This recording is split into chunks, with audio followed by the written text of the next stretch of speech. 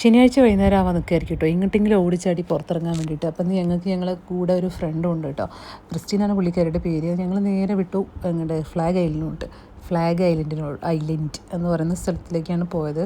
അവിടെ പോയി കുറച്ച് നേരം വർത്തമാനമൊക്കെ പറഞ്ഞങ്ങനെ ഇരുന്നു. ഞങ്ങൾ തൊട്ടടുത്ത് തന്നെയാണ് കേട്ടോ, നല്ലൊരു പ്ലേസാണ്. നമുക്ക് കുട്ടികൾക്കാണെങ്കിലും അവിടെ കളിക്കുകയും ചെയ്യാം. നമുക്കിതുപോലെ ഇങ്ങനെ നടന്ന് ഒരു നല്ല വൈബുള്ള സ്ഥലമാണ്. അപ്പോഴേക്ക് വിച്ചുട്ടി അവൻ്റെ അഭ്യാസ പ്രകടനങ്ങൾ തുടങ്ങി.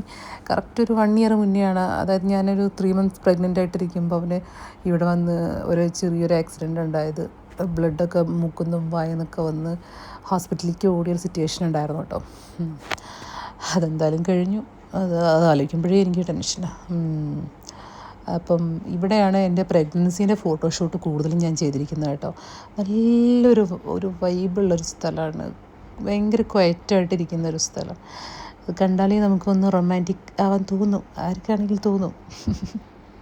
ചുമ്മാ പറഞ്ഞു കേട്ടോ. നമ്മൾ ആക്ച്വലി അവിടെ പോയത് എല്ലാവരും വരാമെന്ന് പറഞ്ഞിട്ടുണ്ട്. കുറച്ച് കഴിയുമ്പോഴേക്കും നമ്മളെ ഗ്യാങ്ങിലുള്ള എല്ലാവരും വരും കേട്ടോ.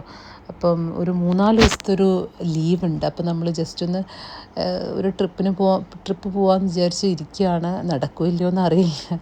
കാരണം നമുക്ക് ബഡ്ജറ്റും കാര്യങ്ങളൊക്കെ ഇപ്പോൾ കുറച്ച് ഷോർട്ടൻഡ് ആയിട്ടിരിക്കുന്ന സമയമാണ്. ഈ വാറും കാര്യങ്ങളൊക്കെ യു എയിൽ വന്നതിന് ശേഷം നമുക്ക് ഇവിടുത്തെ സാധന സാമഗ്രികളുടെയൊക്കെ വില കൂടി.